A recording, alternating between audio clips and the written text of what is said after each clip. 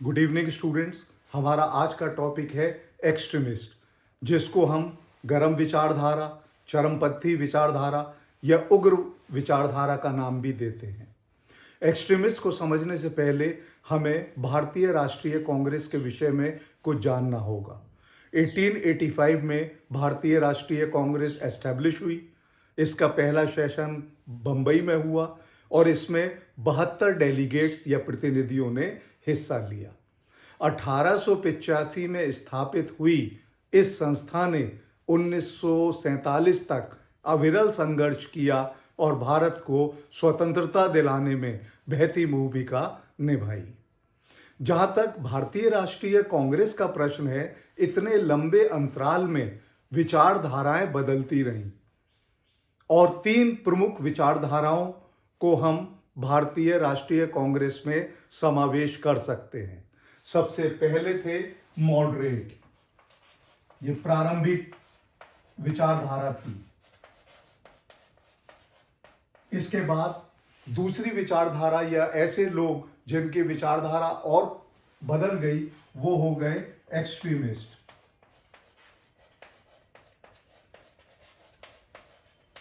और 1920 से लेकर 1947 तक भारतीय राष्ट्रीय कांग्रेस पर महात्मा गांधी के विचारों का प्रभुत्व रहा।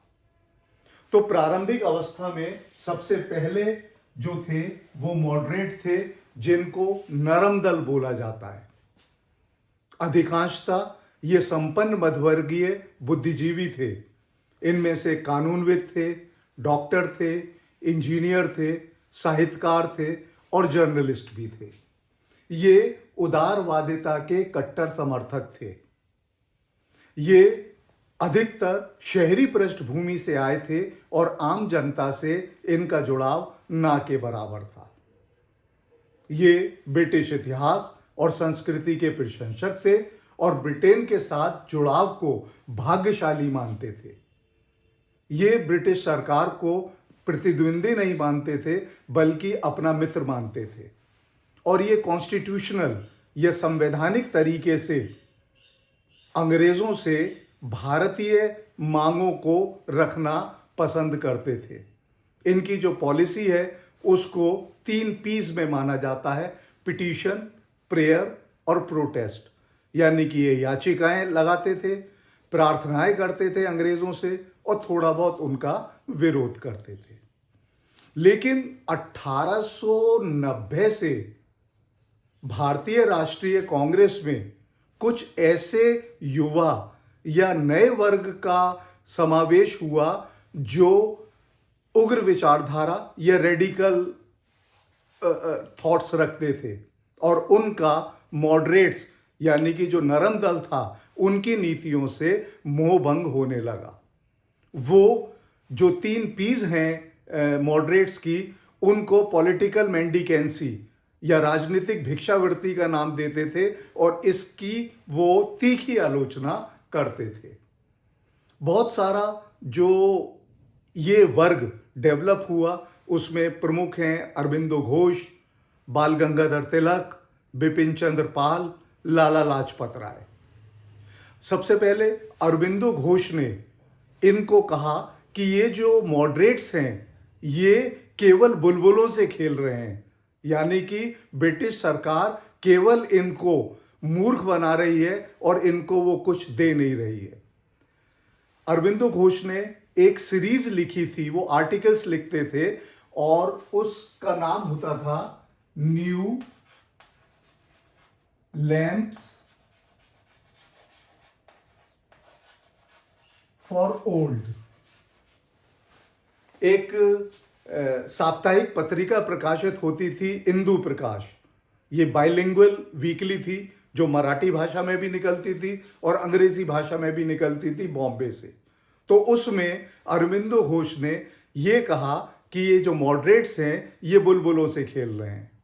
बाल गंगाधर तिलक भी इनके कार्यकलापों से संतुष्ट नहीं थे और वो ये कहते थे कि ये तो बरसाती मेंढक की तरह हैं जो साल में एक बार अधिवेशन में टरटराते हैं और ये कोई कार्य ब्रिटिश गवर्नमेंट से नहीं करा सकते हैं।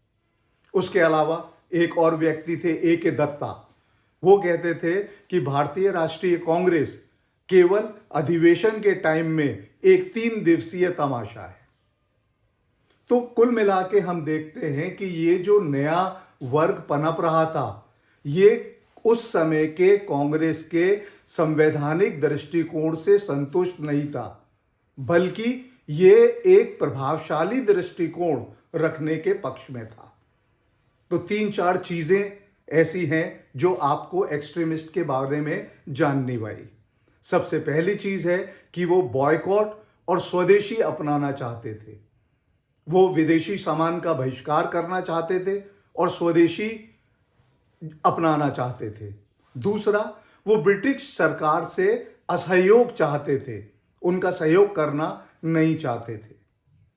और तीसरी चीज, उनके मन में ये विचारधारा थी कि पूरे देश में निष्क्रिय प्रतिरोध करना चाहिए। और वो ये कहते थे कि अब जो चूंकि सरकार सुचारू रूप से चल रही है, वो निष्क्रिय प्रतिरोध के परिणाम स्वरूप पंगु हो जाएगी और सरकार पर दबाव बढ़ेगा। अब इसके अलावा इन तीनों चीजों को तो वो वैकल्पिक राजनीतिक हथियार के रूप में प्रयोग करना ही चाहते थे, बल्कि वो ये कहते थे कि भिक्षावृत्ति से अच्छा है कि हिंसा के प्रयोग को विकल्प के रूप में माना जाए। अपने उद्देश्यों और कार्यप्रणाली के कारण ही यह गरम दल अथवा नव राष्ट्रवादी कहलाए।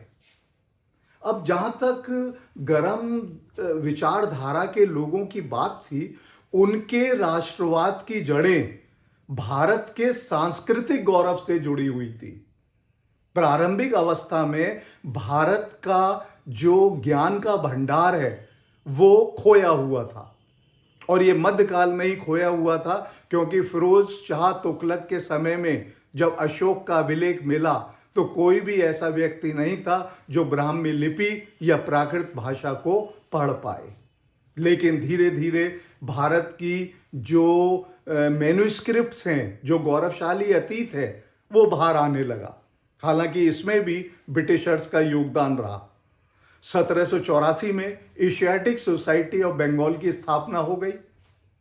भारत के जो गौरवशाली अतीत है उसके पन्ने खुलने लगे, और एक व्यक्ति का नाम हमें हमेशा ध्यान रखना पड़ेगा, और वो है मैक्स म्यूलर। ये एक जर्मन था।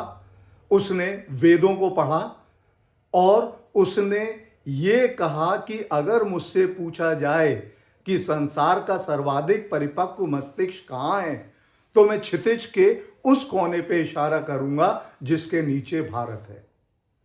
ये एक विपरीत परिस्थिति थी, क्योंकि 1835 में लॉर्ड मैकॉले ने यह कहा था कि एक अच्छी यूरोपियन लाइब्रेरी के एक शेल्फ में भारत का पूरा इतिहास आ जाएगा।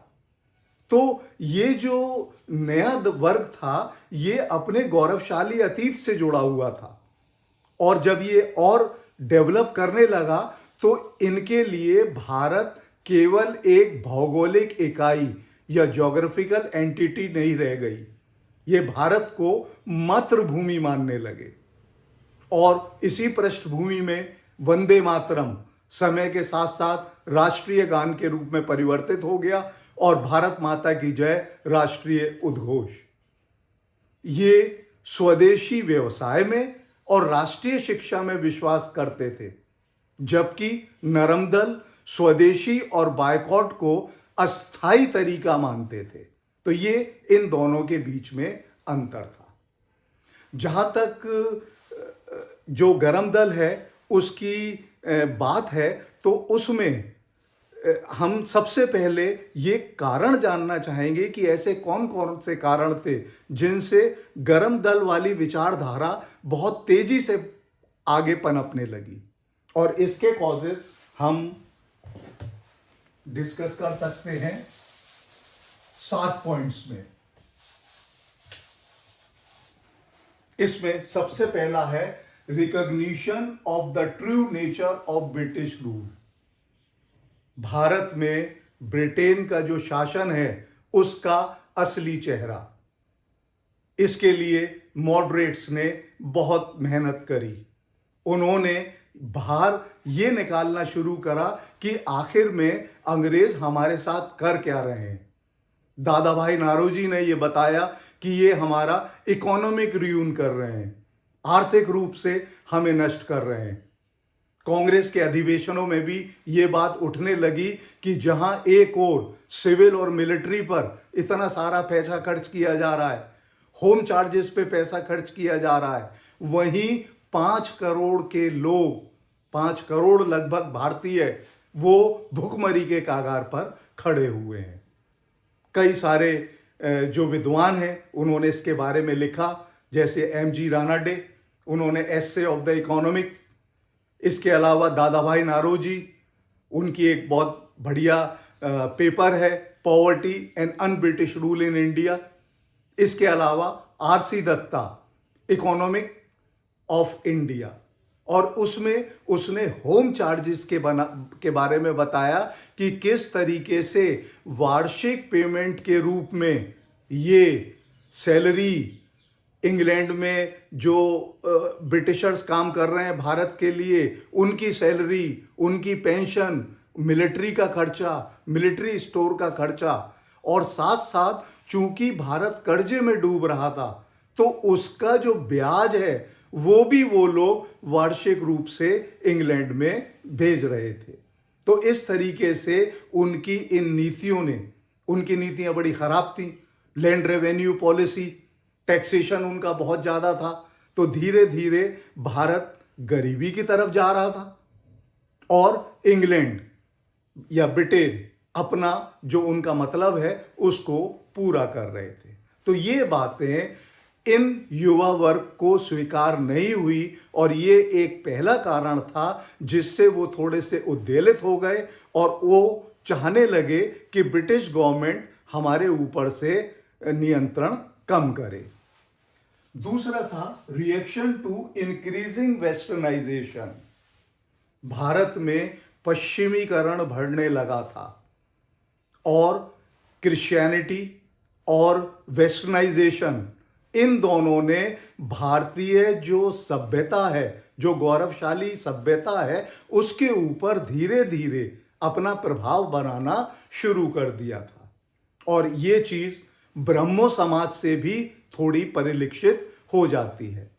अब चूंकि ये युवा वर्ग भारत के गौरवशाली अतीत को अपने राष्ट्रवाद की जड़ मानता था तो उसके लिए ये परेशानी का सबब था। और इसमें सबसे पहले बंकिम बंधु चटर्जी, हालांकि उन्होंने जो प्रारंभ में लिखा वो केवल बंगाल के ही बारे में लिखा, लेकिन धीरे धीरे उन्होंने पूरे यूनाइटेड इंडिया के लिए लिखना शुरू कर दिया, अपने विचार प्रकट करने शुरू कर दिए। और एक नाम आया कृष्ण। कृष्ण को कर्मयोगी माना गया, कृष्ण को एक कल्ट या आइडियल बनाया गया कि किस तरीके से उन्होंने पाप के ऊपर विजय प्राप्त करके भारत का या महाभारत में विजय दिलाई थी। इसके बाद एक नाम और महत्वपूर्ण है, वो है स्वामी विवेकानंद। ये वेदांता की बात करते थे, आध्यात्मिकता की बात करते थे, और जो वर्ल्ड रिलीजन की कॉन्फ्रेंस हुई शिकागो अमेरिका में, वहां उन्होंने ये प्रमाणित कर दिया कि भारत का गौरवशाली अतीत या भारत का जो आध्यात्म है वो किसी भी तरह से पश्चिमी आध्यात्म से कमजोर नहीं है। ये लोग इस बात पे भी बल देने लगे कि जिस समय भारत का इतना बड़ा गौरवशाली अतीत था, उस समय यूरोप तो अंधकार में खोया हुआ था, वो तो अज्ञानी था उस समय। इसके बाद एक और व्यक्ति को उन्होंने अपना आइडल बनाया और वो थे दयानंद सरस्वती, जिन्होंने गो बैक टू वेदास, वेदों की ओर लौटो, ये नारा दिया और उसमें यह बताया कि आपका अतीत कितना गौरवमयी है। वो कहते थे इंडिया फॉर इंडियंस, भारत भारतीयों के लिए है।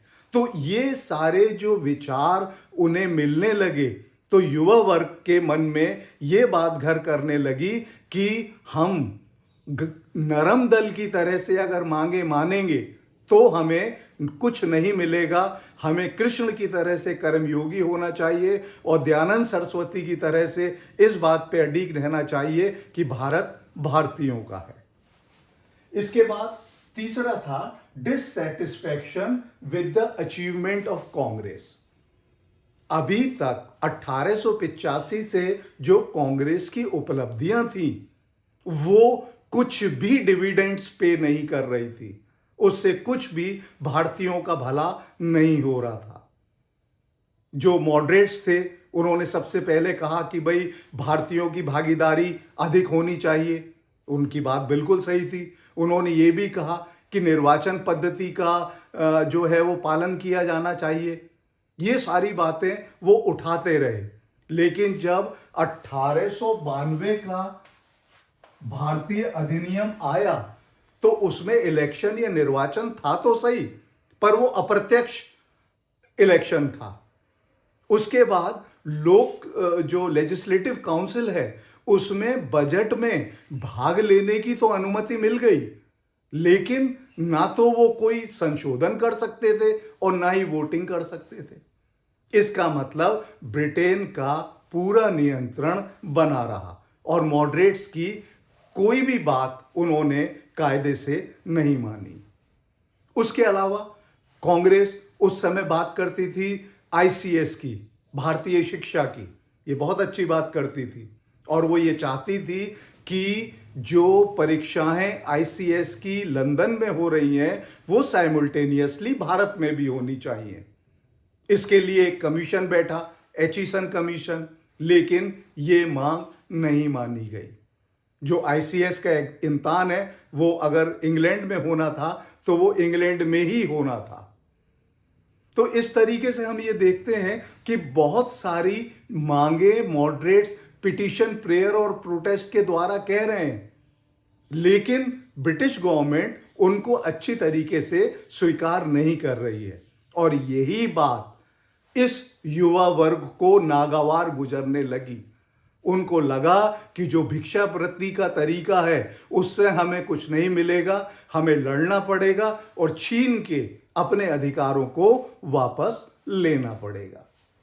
इसके बाद चौथा था deteriorating economic condition of India. Bharat की जो आर्थिक स्थिति थी वो धीरे धीरे खराब होने लगी। लेकिन प्रारंभ में जब वो 19वीं शताब्दी में हुई थी तो इतना ज्ञान लोगों में नहीं था। लॉर्ड लिटन के समय में महाअकाल आया, जिसको मद्रास अकाल भी बोलते हैं। करोड़ों लोग मारे गए, लेकिन लॉर्ड लिटन दरबार सजाने में लगा रहा। पर जब 1896-97 में और 1900 में अकाल आया तो लोग थोड़े से चौकन्ने और सुचारू हो चुके थे। इस दुर्भिक्ष में भी लाखों लोग मारे गए और ब्रिटिश गवर्नमेंट जो है वो केवल अपने ही पैसे को खींचने में लगी रही। इन लोगों का ये मानना था कि ये दुर्भिक्ष भी ब्रिटिश गवर्नमेंट की जो नीतियां हैं उन्हीं का परिणाम है। उसके अलावा एक महामारी के रूप में महाराष्ट्र में प्लेग आया। प्लेग कमिश्नर्स की नियुक्ति हुई। बाल गंगाधर तिलक ये कहते हैं कि ये प्लेग कमिश्नर्स फायदा करने की बजाय लोगों का नुकसान कर रहे हैं। जहां तक रिलीफ फंड होना चाहिए वो रिलीफ फंड किसी नाम का नहीं है और भारतीयों को फायदे के स्थान पर हानि हो रही है। उसके बाद एक बहुत इंपॉर्टेंट व्यक्ति हैं LM घोष, लाल मोहन घोष। उन्होंने कहा कि संसार में ये अजूबा है कि भारी से भारी कर भारत के गरीब से गरीब जनता पर लगाया जा रहा है। यानी कि जो भारतीय जनता गरीबी की रेखा से बहुत नीचे है उसके ऊपर उतना ही कर लगाया जा रहा है। लोग मरने के कगार पर पहुंच रहे हैं और ब्रिटिश सरकार आने वाले दरबारों में और बाकी मामलों में फायरवर्क्स या आतिशबाजी का काम कर रही है। तो इस तरीके से धीरे धीरे भारत की आर्थिक स्थिति खराब होने लगी उनके ऊपर कर्ज भरने लगा। ब्रिटिश गवर्नमेंट को इसकी कोई चिंता नहीं थी, ना वो लोगों की चिंता करती थी, ना उनका जो दुख दर्द है उसकी चिंता करती थी। वो केवल अपने हित की चिंता करती थी। और ये जो युवा वर्ग है, ये इस बात से धीरे धीरे आक्रोशित होने लगा। उसके बाद इंटरनेशनल इन्फ्लुएंस, अंतर्राष्ट्रीय प्रभाव। अब अंतर्राष्ट्रीय प्रभाव के बारे में जब आप बात करते हैं तो वहां पर 19वीं शताब्दी में राष्ट्रीयता या नेशनलिज्म की भावना जागृत हुई। नेपोलियन ने एक बार पूरे यूरोप को अपना अधिकार में ले लिया, लेकिन धीरे धीरे वहां के जो राष्ट्र थे उन्होंने अपने राष्ट्र की भावना को लेकर संघर्ष करा और धीरे धीरे उन्होंने मुक्ति प्राप्त करनी शुरू कर दी। उसी तरीके से दो बड़ी एग्जाम्पल हैं इटली की और जर्मनी की। इटली बहुत छोटे छोटे छोटे छोटे देशों में बटा हुआ था।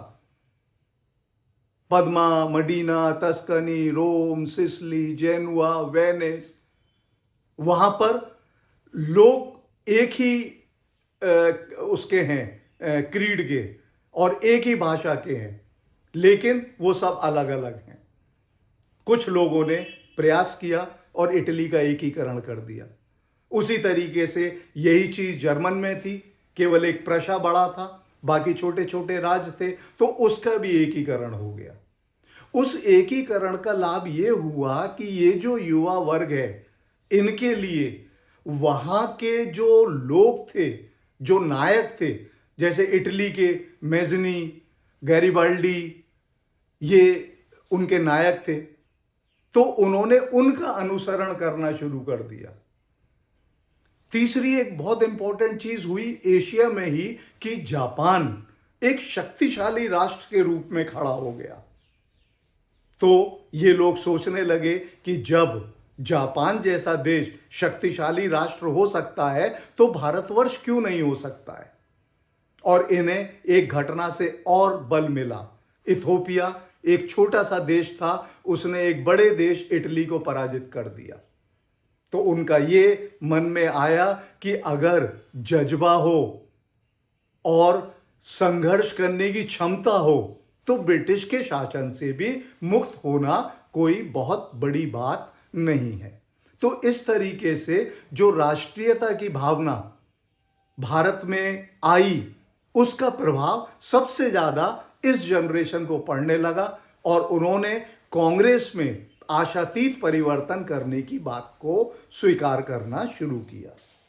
इसके बाद Curzon reactionary policy, Lord Curzon ने प्रतिक्रियावादी नीति अपनाई। वो भारतीयों को बहुत नीचा गिनने लगा। उसका मानना यह था कि अगर कोई क्रांति होती है तो उसमें सबसे बड़ा जो रोल होता है वो विद्यार्थियों का या छात्रों का होता है। तो उसने पहले राले कमीशन बैठाया, उसके बाद इंडियन यूनिवर्सिटी एक्ट बनवा दिया और यूनिवर्सिटीज को सरकारी नियंत्रण में ले लिया। उसके अलावा कॉरपोरेशन एक्ट और तमाम एक्ट उसने बनाए और उसने भारतीयों को और भारतीय राष्ट्रीय कांग्रेस को बिल्कुल रद्दी की टोकरी में डालने का प्रयास किया भी और ऐसे वक्तव्य भी दिए। लेकिन सबसे महत्वपूर्ण चीज हुई partition of Bengal. Lord Curzon ने केवल धर्म के आधार पर जो बंगाल है उसको दो भागों में विभाजित कर दिया और ये एक ऐसा इमीडिएट कॉज था जिससे ये जो तबका जो इतनी सारी चीजों को देख रहा था वो अचानक आक्रोशित हो गया और उन्होंने सोच लिया कि इन मॉडरेट्स को हम लोग दूर करेंगे और अपने हिसाब से हम नीतियों को स्थापित करेंगे। अब सवाल ये आता है, ये कॉजेज हो गए, अब ऑब्जेक्ट क्या थे? एक्सट्रीमिस्ट या जो ये नया नवराष्ट्रवादी एक विचार लोगों में डेवलप हो रहा था, इसमें इनके ऑब्जेक्ट क्या थे? सबसे पहला और सबसे बड़ा ऑब्जेक्ट था स्वराज। एक बहुत बढ़िया स्टेटमेंट है, Swaraj is my birth right and I shall have it. Swaraj मेरा जन्म सिद्ध अधिकार है और मैं उसको लेके रहूंगा। ये बात बाल गंगाधर तिलक ने कही थी। तो इनका जो फोरमोस्ट क्राइटेरिया था इस नव राष्ट्रवादों का, इन एक्सट्रीमिस्ट का, वो था स्वराज। बाल गंगाधर तिलक कहते थे कि स्वधर्म के लिए स्वराज यानी कि स्वयं की सरकार अति आवश्यक है। इनका यह मानना था कि चाहे कोई भी सामाजिक सुधार हो, कोई भी किसी किस्म का औद्योगिक विकास हो, कोई भी उपयोगी शिक्षा हो, अगर हमारे पास स्वराज नहीं होगा, इसके बिना राष्ट्रीय जीवन की पूर्ति संभव नहीं है। बिपिन चंद्र पाल, उनका भी स्वराज के ऊपर पूरा विश्वास था। वो ये कहते थे कि भारत सरकार की नीतियां निर्धारित करने का इंग्लैंड को क्या अधिकार है, उसको ये अधिकार त्यागना चाहिए, क्योंकि भारत सरकार भारतीयों के लिए और हमारे जो नीतियां निर्धारित कर रहा है वो ब्रिटेन कर रहा है। ये भी कहते थे कि देश पर अपनी मनमर्जी से कानून बनाने का अधिकार ब्रिटिशर्स को कैसे दिया जा सकता है, जबकि कानून का अनुपालन करने वाले तो भारतीय हैं। इसके अलावा वो ये भी कहते थे कि ब्रिटिश गवर्नमेंट अपनी इच्छा से लोगों पर टैक्स लगा रही है, कर लगा रही है। वो कहता था कि उनको किसने अधिकार दिया? अगर स्वराज होगा तो यह अधिकार तो हमारे पास होगा कि कितना कर हम किस पर लगाएं। और इसी तरीके से ये कहते थे कि ब्रिटिश गवर्नमेंट अपनी मर्जी से देश के राजस्व का व्यय कर रही है, जबकि उसको यह अधिकार नहीं है। इसके अलावा स्वराज की बात अरबिंदो घोष भी करते थे।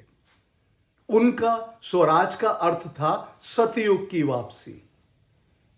उनका यह मानना था कि राजनीतिक स्वतंत्रता किसी भी राष्ट्र की जीवन की सांसें हैं। अगर राष्ट्रीय या राजनीतिक स्वतंत्रता नहीं है तो जीवन मृत समान है।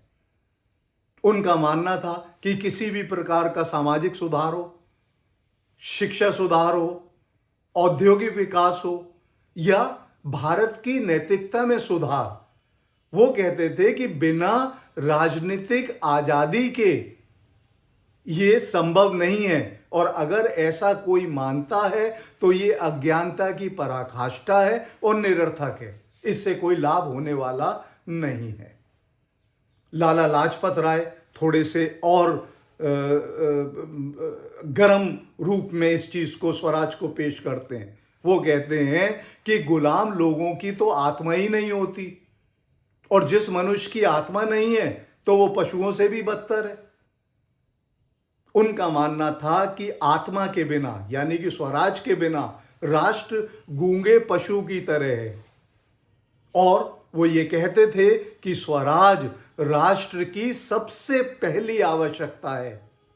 सुधार या अच्छी, मतलब कि हम सुधार कर देंगे, हम अच्छी सरकार दे देंगे, कि ये विकल्प नहीं है। सबसे पहला जो आवश्यकता है वो है स्वराज राष्ट्र के लिए। तो जहां तक मॉडरेट्स का सवाल है, वो साम्राज्य के भीतर औपनिवेशिक स्वशासन की मांग कर रहे थे, लेकिन ये जो नवराष्ट्रवादी या एक्सट्रीमिस्ट थे, ये विदेशी नियंत्रण से पूरी आजादी और बिना किसी विदेशी हस्तक्षेप के राष्ट्र के मामलों का प्रबंध करने की पूर्ण स्वतंत्रता चाहते थे। तो सबसे पहला इनका ध्येय था वो था स्वराज। इसके बाद दूसरा इनका सबसे इंपॉर्टेंट था, उनका था कि जो उनके विचार थे, इन लोगों के जो विचार थे वो मानव स्वभाव को दर्शाते थे। मतलब वो व्यवहारिक रणनीति की बात करते थे कि किसी भी स्थिति का सामना केवल व्यवहारिक रणनीति से किया जा सकता है, केवल थ्योरी से नहीं किया जा सकता कि अंग्रेज हमारे लिए अच्छे हैं और उनका शासन इतना बढ़िया है। ये उनका मानना था, यानी कि उन्होंने मानव स्वभाव की ओर विशेष ध्यान दिया था, और यही कारण था कि उन्होंने विदेशी शासन के दुर्गुणों को पहचानना शुरू कर दिया था, और अब वो औपनिवेशिक शिकंजे से कुछ प्रकार की मुक्ति चाहते थे। वो क्या चाहते थे? नंबर तीसरा पॉइंट, वो कह रहे हैं कि लोकतंत्र है, संविधानवाद है, प्रगति है, राष्ट्रीय आंदोलन है, वो कहते थे कि इन सब का जो सामाजिक आधार है उसका विस्तार होना चाहिए, तभी भारत या भारतीयों को कुछ न्याय मिल सकता है। और इन सारी बातों के परिणाम स्वरूप वो जनसाधारण को जोड़ने में सफल रहे। जहां तक मॉडरेट्स का प्रश्न है, मैंने आपको पहले भी बताया था कि वो शहरी पृष्ठभूमि से थे और आम जनता से उनका जुड़ाव नहीं था। लेकिन ये जो नया एक्सट्रीमिस्ट या नव राष्ट्रवाद डेवलप हो रहा था, उसमें जो आम जन थे वो जुड़ने लगे। और ये एक बहुत बड़ी जो है वो विक्ट्री भी थी इन गरम दल की। ये संदेश लोगों तक पहुंचने लगा कि ये आवश्यकता है, और जो ये लोग समझाने चाहते थे वो योजना भी इनकी समझ में आने लगी। अगला बहुत इंपॉर्टेंट जो पॉइंट था, जो इन्होंने फॉलो भी किया, ये क्या करते थे, स्थानीय भाषा में बात करते थे, वर्नाक्यूलर। अंग्रेजों के ऊपर ये ज़्यादा ध्यान नहीं देते थे, इंग्लिश भाषा के ऊपर। इसके अलावा समाचार लिखना, समाचारों को लोगों तक पहुंचाना, ये सारी चीज़ें इन्हें आम जनता के साथ जोड़ रही थी। इसके अलावा ये वो बात करते थे जो जनता के लिए प्रासंगिक थी, और ये दो बातें थी। एक, देशी उद्योगों का पतन। जो हमारे उद्योग थे उनका ब्रिटिश गवर्नमेंट ने सबसे पहले सत्यानाश किया। क्यों? क्योंकि वो चाहते थे कि पूरा का पूरा भारत ब्रिटिश उद्योग का बाजार बन जाए। और दूसरी चीज थी अधिक कर। जैसा कि घोष साहब ने बताया था कि गरीब से गरीब व्यक्ति पे अधिक से अधिक कर्ज लादा जा रहा था, उन पे कर दिया जा रहा था। ठीक। और ये सब कारणों से वो भारतीय या राष्ट्रीय पहचान बनाने में सफल हो गए। लोग उनसे जुड़ने लगे, और उनके साथ जुड़ते जुड़ते वो कांग्रेस के साथ भी जुड़ने लगे। अगला ये था कि ब्रिटेन की भारत में जो नकारात्मक भूमिका थी उसको भी इन लोगों ने प्रमुखता से उभारा, और ये चाहते थे कि दबाव की नीति और प्रत्यक्ष कार्रवाई इनके द्वारा अंग्रेजों को दबा दिया जा सके। जो मॉडरेट्स का कॉपरेशन था उसको इन्होंने नॉन कॉपरेशन के रूप में बदल दिया। इसके अलावा ये एक विचार और रखते थे, ये कहते थे कि देशभक्ति को शैक्षणिक मनोविनोद के रूप में मत लो, ये राष्ट्र के प्रति सेवा और कष्ट सहने का इस हिसाब है। तो ये भी बात ये कहते थे। ये सारी चीजें हुई तो नए नए नारे निकलने लगे, नए नए शब्द आने लगे एक्सट्रीमिस्ट के द्वारा, और आम जनता में जो फैलने लगे, जैसे असहयोग, निष्क्रिय प्रतिरोध, जन आंदोलन, आत्मनिर्भरता, कष्ट सहने का क्या कहते हैं, अनुशासन, ये सारी चीजें आने लगी। यानी कि इन्होंने भारत में पुनरुत्थान करना शुरू किया। सामाजिक सुधार भारत में गरम दल की ही देन है, और इसका सबसे बड़ा परिणाम ये निकला कि लॉर्ड कर्जन द्वारा जो पार्टीशन ऑफ बंगाल 1911 में रद्द करना पड़ा, 1905 में ये लगाया था, ये रद्द कर दिया गया। और इससे जो इस विचारधारा के लोग थे उनमें एक नया आत्मविश्वास जागृत हो गया, और उन्हें एक आत्म आश्वासन मिला कि अगर हम इसी तरीके से आगे चलते रहेंगे तो हम जल्दी ही अपना जो ध्येय है उसको प्राप्त कर लेंगे। अब जहां तक एक्सट्रीमिस्ट के बारे में है, तो देखो आप ये कह सकते हैं कि ठीक है, ये कितना भी गरम दल जो नरम दल है उनके ऊपर आरोप लगाते थे। यहां तक कि इन्होंने कहा कि भाई ये लोग तो जो है देशभक्ति का व्यापार कर रहे हैं। ये भी मॉडरेट्स पे आरोप लगते थे कि ये ज़्यादा से ज़्यादा लोगों को इसलिए नहीं जोड़ना चाहते, केवल बुद्धिजीवियों तक कांग्रेस को सीमित रखना चाहते हैं ताकि इनके हाथ से सत्ता ना निकल जाए। इनके बारे में तो ये भी कहा गया था कि ये लेजिस्लेटिव असेंबलीज और काउंसिल्स में अपने स्थान को पक्का करने के लिए सारे भारत को दांव पर लगाए हुए हैं। लेकिन जो बाल गंगाधर तिलक गरम दल के जो श्रेष्ठ नेता थे, अगर हम उनके दो विचारों को जानेंगे तो हम पाएंगे कि नहीं, ये केवल एक चेंज था। जब गोपाल कृष्ण गोखले, जो मॉडरेट्स के बहुत बड़े नेता थे, जब उनकी डेथ हुई तो गंगाधर तिलक ने लिखा कि भारत का सबसे नायाब रत्न अंतिम दर्शन के लिए जाइए और दर्शन करिए। दूसरा, वो अपने उसमें कहते थे कि भाई दो शब्द आ गए हैं, एक नरम दल, एक गरम दल। उन्होंने इसको मॉडरेट कहा था और एक को एक्सट्रीमिस्ट कहा था। उन्होंने कहा कि इन दोनों शब्दों का ही संबंध समय से है। आज जो एक्सट्रीमिस्ट हैं वही विचार थोड़ा आगे चल के मॉडरेट हो जाएंगे और एक्सट्रीमिस्ट विचार कुछ और हो जाएंगे। और उन्होंने ये भी कहा कि आज जो मॉडरेट हैं वो कुछ समय पहले जो उनके विचार थे वो एक्सट्रीमिस्ट विचार के रूप में लिए जा रहे थे। तो उनका ये था कि ये सब समय है, समय से हर चीज बदलती जाएगी और जैसे जैसे ये चीजें परिवर्तित होंगी हम और आगे उठेंगे और अपने लक्ष्य को प्राप्त कर लेंगे। उसके बाद एक और नाम है डैनियल आर्गोव।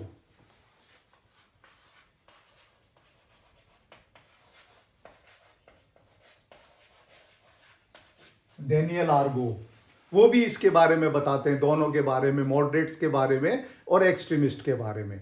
उनका कहना है कि सामाजिक समानता और भारतीय ब्रिटिश सरकार में हिस्सा मांगते थे मॉडरेट्स, यानी कि समाज में एक समानता रहे और जो लेजिस्लेटिव काउंसिल्स वगैरह हैं उनमें भारत की हिस्सेदारी मिले। लेकिन वो ये इस रूप में मानते थे कि हम ब्रिटेन की जनता हैं, हम ब्रिटेन की प्रजा है, इसलिए हमें ये अधिकार मिलना चाहिए। जबकि जो गरम दल है वो ये कहता था, वो सामाजिक समानता और राजनीतिक स्वतंत्रता इस आधार पर मानते थे कि ये उनका जन्म सिद्ध अधिकार है। ये अंतर मॉडरेट्स और एक्सट्रीमिस्ट्स में था। वो ब्रिटिश प्रजा के रूप में कुछ मांग रहे हैं और गरम दल कहते थे कि नहीं, ये हमारा जन्मसिद्ध अधिकार है और हम इसको प्राप्त करेंगे। तो this is all about extremist. Thank you.